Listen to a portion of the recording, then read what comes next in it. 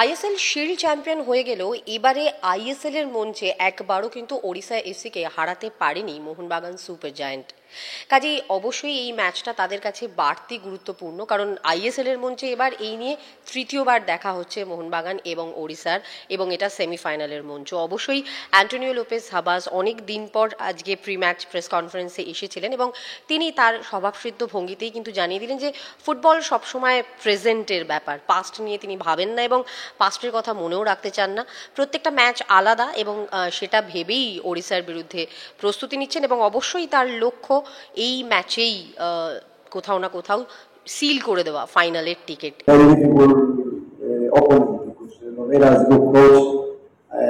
They have played with experience to win titles. Logically, it will be a difficult match for us. But we have to prepare the match the same way A-League match. 90 minutes we have to win for the win the league. Not thinking about the second round. For me, in my opinion, I want to translate this opinion for my player, because this eliminatory, this semi-final is very difficult to win in the first match, but you can lose in the first match. Okay, for that we have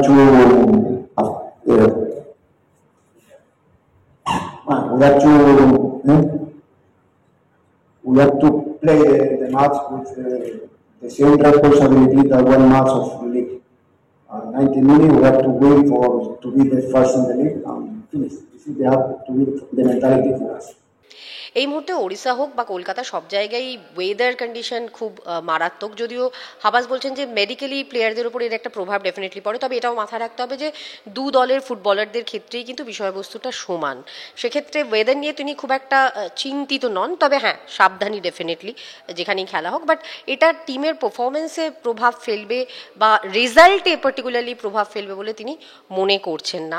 একই সঙ্গে একথাও জানিয়ে দিচ্ছেন যে দলে সবাই মোটামুটি সুস্থ রয়েছে, অন্তত সাহালকে নিয়েও তিনি যথেষ্ট আশাবাদী। তাকে টিমে রাখা হবে কি না হবে সেটা পরের ব্যাপার, বাট তার বক্তব্য যে সাহাল অনেকটাই সুস্থ রয়েছে এবং অবশ্যই শিল্ড জেতার পর যে একটা রিল্যাক্টেন্ট ভাব এসে যায় অনেক সময়, সেটা যাতে দলের মধ্যে না আসে সেদিকেও তিনি মারাত্মকভাবে নজর রাখছেন এবং এই মুহূর্তে এটাই তার কাজ।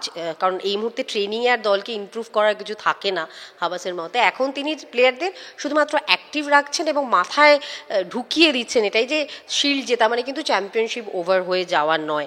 একই সঙ্গে ওড়িশার সঙ্গে মোহনবাগানের ম্যাচ হলেই রয় কৃষ্ণা প্রসঙ্গ একটা খুব কমন এবছর, এবং রয় কৃষ্ণা সবাই জানেন যে হাবাসের প্রাক্তন ছাত্র।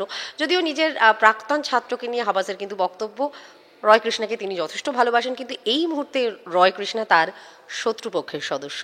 I love Roy Krishna, but now Krishna is my opponent. Surely I will give him one cue before and after the match. But now my interest in my team, evidently. In football, there is not friends. There is opponent. এদিন সাংবাদিক সম্মেলনে এসেছিলেন Liston Colaco এবং অবশ্যই তিনিও যথেষ্ট সচেতন ওড়িশাকে নিয়ে। পরিষ্কারই জানালেন যে ওড়িশা অত্যন্ত গুরুত্বপূর্ণ টিম এবং ভালো ফুটবল খেলছে, পাশাপাশি তাদের এই যে না হারা মানসিকতা, এটা সব থেকে বেশি স্ট্রং পয়েন্ট ওড়িশার। এটা মাথায় রেখেই তারা ম্যাচ খেলতে নামবেন, এটাই বলছেন Liston Colaco.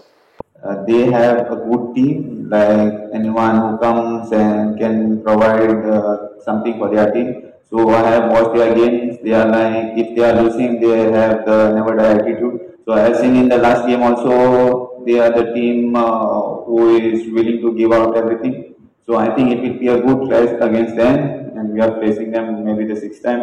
So we have to give our best. ক্যামেরায় রমেশের সঙ্গে মৌতান, অলস্পোর্ট টিভি।